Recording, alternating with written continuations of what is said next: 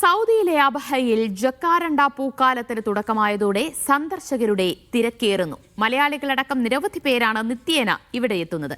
തെക്കേ അമേരിക്കയിലെ ഉഷ്ണമേഖലാ പ്രദേശങ്ങളിൽ നിന്നുള്ള ഈ വൃക്ഷങ്ങൾ വർഷത്തിൽ ഒരിക്കൽ മാത്രമാണ് പൂക്കുന്നത്.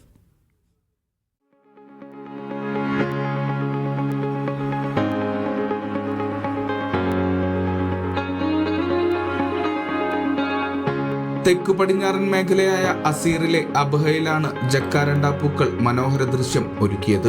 നഗരവാസികളും സഞ്ചാരികളും ഈ അപൂർവ ദൃശ്യം ആസ്വദിക്കാൻ ഇവിടെ കൊഴുകുകയാണ്. മലയാളികളും ഇക്കൂട്ടരിലുണ്ട്.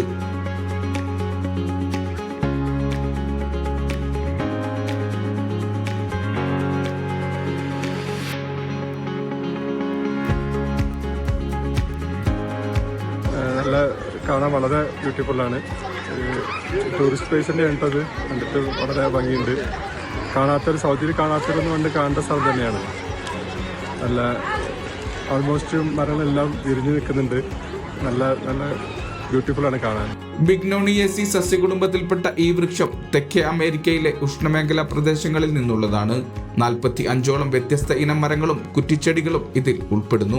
വളരെ വേഗത്തിൽ വളരുന്ന ഈ മരം ഒരു വർഷം കൊണ്ട് 3 മീറ്റർ വരെ ഉയരത്തിലെത്തും.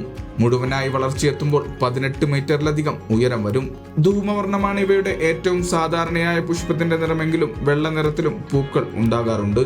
അബഹ നഗരത്തിൽ മാത്രമായി 14,000-ലധികം ജക്കാരണ്ട മരങ്ങളുണ്ടെന്നാണ് കണക്ക്. വൃക്ഷങ്ങളുടെ എണ്ണം വർദ്ധിപ്പിക്കാനുള്ള പദ്ധതികളും രാജ്യത്ത് പുരോഗമിക്കുന്നുണ്ട്.